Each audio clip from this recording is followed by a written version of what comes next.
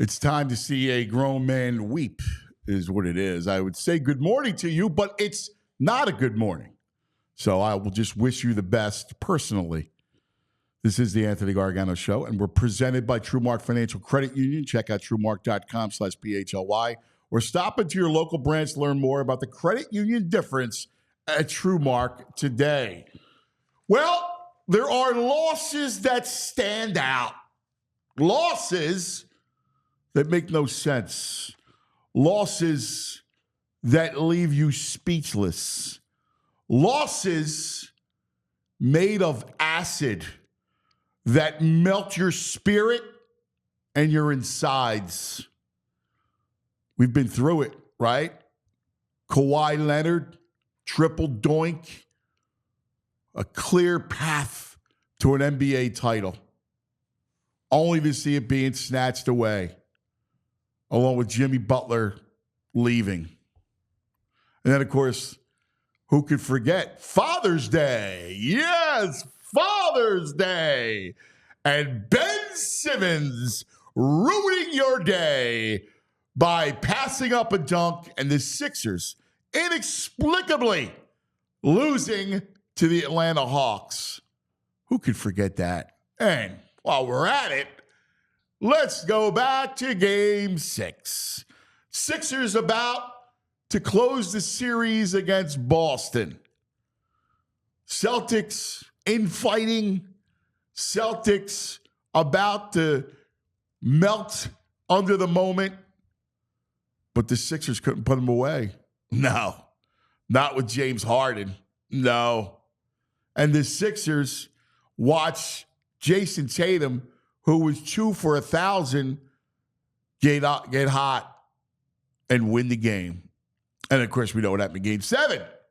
Yes, the Sixers are marvelous at ripping out our hearts. The Sixers have perfected self-flagellation.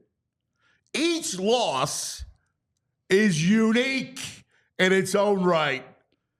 And the plot, as imaginative as a freaking Wes Craven screenplay. They have mastered horror. Have you seen anything like last night? Last night, up 5, should have been 6, 47 seconds to go in a game. The freaking game is in your hands. The Garden was silent. The game, despite all of the warts in that game, was yours. All it needed was a little care. And it all starts with Jalen Brunson and playing Kawhi with a front rim 3 that somehow went in. I still am looking at the trajectory. Like, I think it's a Buffalo Wild Wings commercial where all of a sudden somebody pressed a button because they want the freaking Knicks and Boston to play because that's a stupid league. And they pressed a button and the ball magnetically fell through the rim into the basket. And then after that, we know what transpired. What in the world are you doing? Like, what possibly? First of all, I understand Nick Nurse said it last night to open his news conference, that he called timeout repeatedly, that he looked right at the ref, and the ref did not grant him the timeout. And he called it at different sequences. When he looked like Maxey had the basketball, had possession off the inbounds, he called timeout, timeout, timeout. There was a timeout right before Lowry inbounded the ball. Nothing. Crickets. Now, he had been penalized for running onto the court and calling timeout. So he stayed there, and you could see him. And I watched the highlight 50 freaking times of him going like this, timeout, timeout. But in the end, it's his fault because he should have called timeout before the possession. I understand that he wanted to get Maxey the basketball, and sometimes a quick inbounds can get the ball in the Maxey's hands for the free throws. But unfortunately, Nick, like, you can't screw around like that. If you advance the basketball, you get it out of your end, and you got the whole court to work with. I mean, you should have called timeout there. I was yelling timeout right after. I get what he's thinking, so I get it. Like, quick inbounds, but then it's not there. And then Kyle Lowry. So, I love his heart, and God bless him. And even though I hate the word heart, HART, but even though, and I love him, he gutted it out. But dude, you missed 2 big free throws, and you got to call timeout. Like, once you see Maxey being doubled, you got to call timeout. Kyle, you can call timeout. Like, what are you thinking? That was freaking Chris Webber. Like, dude, call the timeout. If you don't have it, instead of lobbing up an inbounds pass, that would look like a freaking Kevin Cobb pass that was going to be intercepted. My God. And then mayhem, right? Mayhem. DiVincenzo somehow misses the first attempt. And then there's the basketball. And then I'm looking, and I see Joel and freaking Tobias Harris, who the ghost of all ghosts. And the only person he haunts is us. And he can't. They look at each other, and Frankenstein gets the rebound. All right? And that's what it was. It was monsters at the Garden. We were tortured last night. That freaking Hartenstein. Are you kidding me? Hartenstein gets that rebound? Joel, and I love him, all right? And I listen, I'm not blaming anything on him, and I'll argue all day long because all they had were Embiid and Maxey. But, dude, you didn't have a rebound in the second half. Like, that's the moment you got to get that board. That's the moment you got to be Godzilla on the glass. You have to get that board. And what happened? Frankenstein gets the board, kicks it back out to DiVincenzo, money. And then you're looking up going, what? Like, what just happened? Now, I don't know where what I'm most incensed about. So the fact that they just obviously aren't tough enough mentally to finish a game like that. And the fact is, I just went through the post-process losses, and there's one after another. And now, I don't know, is it DNA? That's what you have to ask that question. Because it was Brett Brown. It's Brett. Brett was there to only get them so far. Oh, Doc Rivers. Oh, it's Doc, right? Doc loses games like that. Oh, Doc wasn't coaching last night. Doc's in Milwaukee. And they lost that game.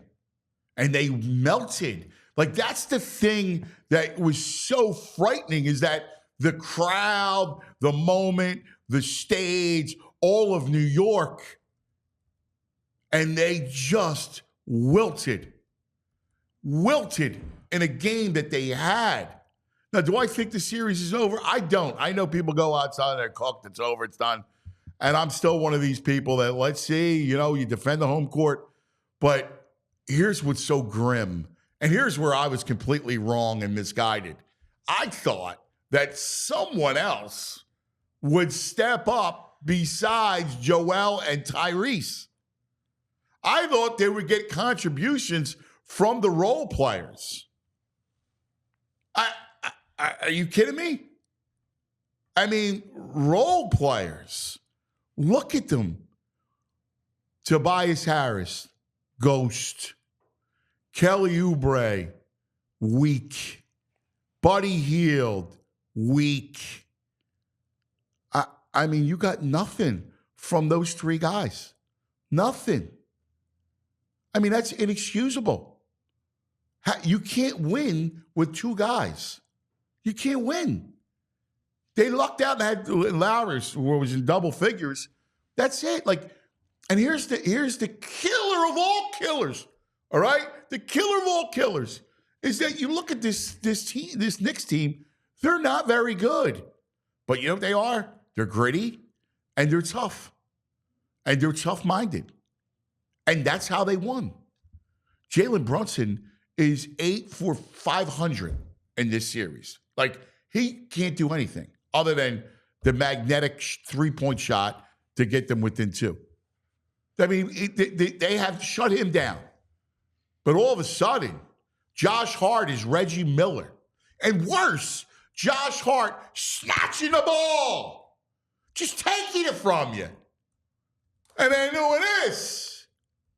Like, where are you guys at when Josh Hart is doing that? And whether it's DiVincenzo or Hartenstein or Deuces McBride, I mean, are you kidding me? You're losing to that group? Wow. That is just difficult. That is just torturous. And then you throw in the refs, who were obviously abysmal. I mean, I can't blame the ref. I want to call it the Lufthansa heist because every call went the Knicks' way. It was a joke. And say whatever you want, and whether the Maxey had possession or not, Nurse is calling timeout constantly. Like, you see it. Like, you got to give him the timeout. You got to give him the timeout. And the calls were just embarrassingly bad and completely one-sided. But I can't even go that route because Sixers didn't deserve to win. They couldn't protect a 5-point, should have been 6-point lead. They couldn't protect it. And that is the crux of the problem. They have to find will. That's what's been missing. Run after run, spring after spring. The idea of gutting out big wins, tough wins. The playoffs are not for faint of heart. The playoffs are when the NBA is good. I'll tell you one thing. I hate them, okay? Completely hate them. The Knicks, the fans, the Garden. But I respect the hell out of them. Because you know why? They play with big stones, man. They play with stones, and they are unafraid of the moment. And that's been the issue with this team. I mean, how inventive can you be in losing? I can't believe it. I can't believe I'm jealous of the creativity in which they lose. I can't believe it. That's popping off. Brought to you by Olipop. Get your check out the 2 new flavors at Wawa. You'll love it. Soda, that's good for you. JP. Hello. What's up, cuz? What's up? Yeah, that's how I feel right now. I'm just so I'm just somber checking today. for legs because we might have legs, and that's what I'm doing right now. Legs. We were texting last night. Does he have He was legs trying for to the figure Sixers out. too, or? No, I said I'm speechless, and he goes, "You should be." Yeah. I mean, where do you want to begin? You want to begin with Josh Hart looking like Klay Thompson in his prime? You want to look at some of the players, the role players, dude. We thought were better than the Knicks role players. No sense, right? Like, it's Embiid and Maxey, and just nobody else. Nobody. Like, nobody else. Like, go back. You know how bad it was? Go back to when Embiid is out in the third quarter. Mm-hmm. All right? So Nurse gets Embiid. I actually loved how Nurse played his rotation, right? So he gets him out. The possessions that they had were unbelievably bad. Like, they were 35 feet from the basket. They had no shot. Did you see where they were running those plays? Oh, yeah. Not one guy steps up. Nobody. Freaking Tobias Harris, Kelly Oubre. Nobody steps up. They couldn't even run a decent possession. You got Maxey heaving it up from almost half court. What is that? What is that, JP? That's Sixers basketball, cuz. That's literally Sixers basketball over the past couple of years. I mean, like, even like Tobias Harris, like in this, I don't want to kill his game completely because he did step up in rebounds. He did do a good job on Jalen Brunson, but in the moments when it matters the most. I don't want to hear about, hey, they shut down Jalen Brunson, because you still got to play offense. You still got to score the basketball. Exactly, yeah. Like, no, I know you're not doing that. I can't take myself there. I just can't believe the ineptitude of the rest of this team. I'm stunned. We could have been. I'm sorry. I flush them all right now. I don't want anybody back. I'm with other you. than Embiid and Maxey. We should be talking about Maxey's flu game right now. Yeah, because that was such a great. I had it in there. It flu was game. An inspiring performance by Tyrese Maxey. You see him in the fourth quarter, and like he was running out of gas too. And this kid found another gear yet again, and somehow, some way, the rest of the players can't find that other gear. Kelly Oubre with gear? 4 points. So like, I'm not even asking for a gear. I'm asking that you just run, like, show up. But you like, show up. But in all honesty, to advance in the playoffs, to be one of those teams, cause you need balls. Like, to be quite honest, you need balls. I mean, how many of these guys do you really think have balls besides Maxey and Embiid? I mean, like Kyle Lowry looked good in game one. Listen, he missed a key free throw. The 38-year-old. I'm not going to do it. The only thing where he screws up two places. One, dude, you got to make the free throw. All right, you got to go up 6. Like, being up 6 is just mentally, devastating on the other team. That 5, like, these numbers, it was like 40 play seconds into your mind, right? Like, so you got to hit both free throws. All right, you got it. You just got it. And then once you see Maxey's covered, you got to call timeout. Timeout. Like, you're a veteran, and I love Lowry, so I'm not blaming him. But dude, timeout. Like, this is what you do. You're a seasoned, smart veteran. You gotta call timeout in that spot, and then you advance the ball to midcourt. I agree, but there's one thing that did bother me with Nick Nurse's comments at the end of the game, because I do agree, Lowry, Maxey, somebody call timeout in that situation. But Nick Nurse says in the press conference where he was like, I wouldn't run out into the court and call that timeout, which I understand the rules. But did you see Tom Thibodeau for most of the game? This man's literally living on the court, trying to communicate with his players. And we're talking about the closing seconds of the game. I know. You need that timeout. I don't care what you do. Get in that and I rest still space think you and should go have like called. this. Like, I still think, and I understand the mentality of, like, let me get a quick inbounds to Maxey for the free throws, but you got to call. I call timeout. Like, I was saying, like, I was going to call time, advance the ball, and then go, because then you have the whole court to work with. I mean, I'm sure you got to play to get Maxey or Embiid free for the inbound instead of causing chaos. Like, that's just dumb basketball. Like, what transpired at the end of that, and then the rebound. Like, dude, Embiid and Harris are standing there, and the ball, and they let freaking Frankenstein get the board. Like, seriously, I have to laugh, because like I can't believe it. I just can't believe like that. That's how we ended that game. And like, how many times in these last 6 years we've had situations like that? You mentioned at the top of the monologue. Like, how many playoff losses where you blow a lead or you can't close out a freaking game? It's frustrating.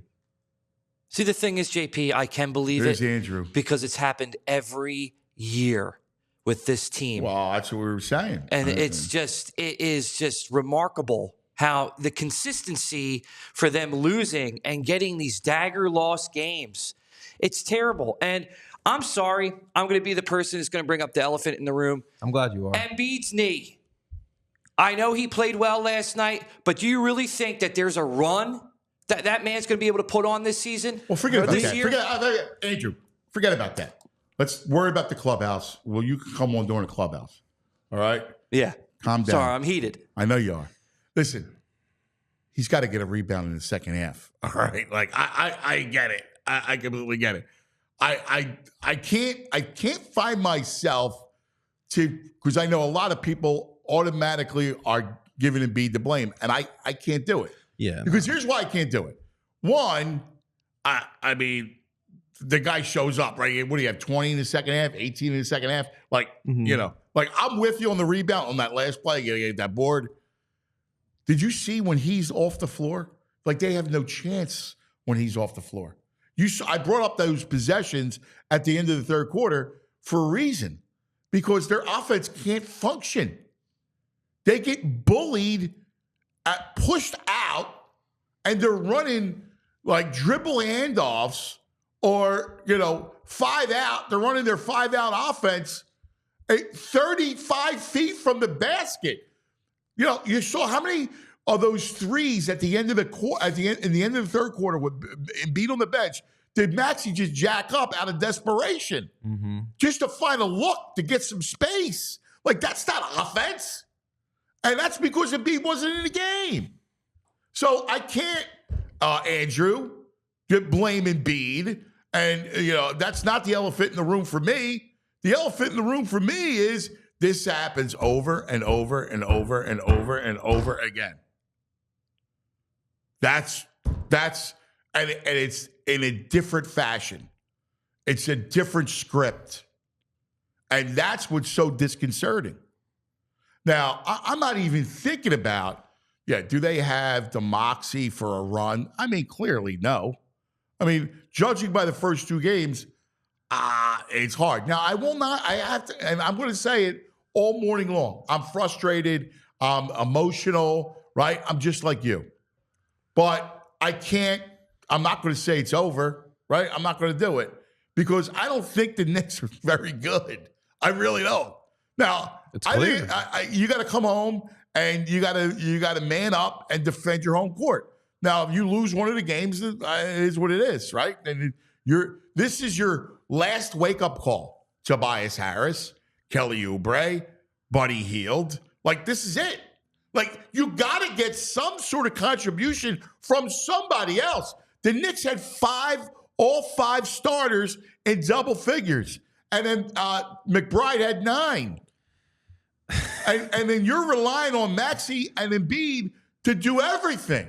Well, that recipe you can't have a deep run with 2 guys carrying all that. You knew that they had to carry the lion's share of the load, but not everything, JP. It's so funny you say that because we only scored 7 points from starters that weren't named Joel Embiid and Tyrese Maxey. Yeah. 7 points. And then you look around and there's just nobody. Nobody. Like I see, oh, wait. Oh, hi, Tobias. Tobias is standing right there. You can't see him because he's a ghost. All right. Oubre. I mean, you want to talk about? It's a shame. Like, talk about how fearless he was too. What's happened to him? Right. Oh my God. I thought he was Ranger Suarez. Right. Like he had that Ranger Suarez. I don't really give a bleep attitude. Yeah. Right. But he's Ranger Danger. Right. Like, are you kidding me? I mean, seriously. Like they get nothing from anyone else. Yeah, and he's trying to. I see him like trying to drive to the basket with 3 guys on him. It's like just find the easy pass, make a smarter play. It's bad basketball. Like it's just not. There's good no basketball. IQ on this team besides Maxey and Embiid. No, it's bad basketball. I mean, it just is. So it's just a shame because of how the whole thing. Look, I give the Knicks deserve to be up 2-0, right? They deserve it because they're the ones that play with moxie against Maxey. They play with moxie down the stretch. Like, seriously, they have completely shut down Jalen Brunson. Sixers completely shut him down. Everybody stepped up on the Knicks, not named Jalen Brunson. Everybody. They get I mean, Josh Hart, are you kidding me? Oh, that is so insane. Like, how is this man all of a sudden shooting like Clay? He's Reggie Miller. It's insane. How does that happen? I mean, he had that one stretch in the third where he ducks under and bangs the 3. And then DiVincenzo last night, right? It was McBride in game 1, and it was Mitchell Robinson in game 1. And last night, it was DiVincenzo and Frankenstein. Yeah. Frankenstein came up big on the board. Right? Where's the Wolf Man? Oh, man. Seriously. I mean, this is what it is. And then the crowd is freaking out, and the refs are horrible. I mean, you want to talk about just a nightmare horror, American horror story. That's what Madison Square Garden has become. Because they quiet that crowd twice in that game at least. But the game's over in the end, right? Laying all this stuff out. In the end, they should have won the game. You're up 5. Game's over. Game over. Close game that. over. Like of all the nobody else contributing, all that stuff. The game's over. Knock down some free throws and go home. What? Oh, God. All right. I apologize. We thank you guys. We thank you for tuning in with us. It's, listen, it's therapeutic, right? Like this is why we're here. This is what we do. Like we're used to this sort of thing. We all silly like the mayor.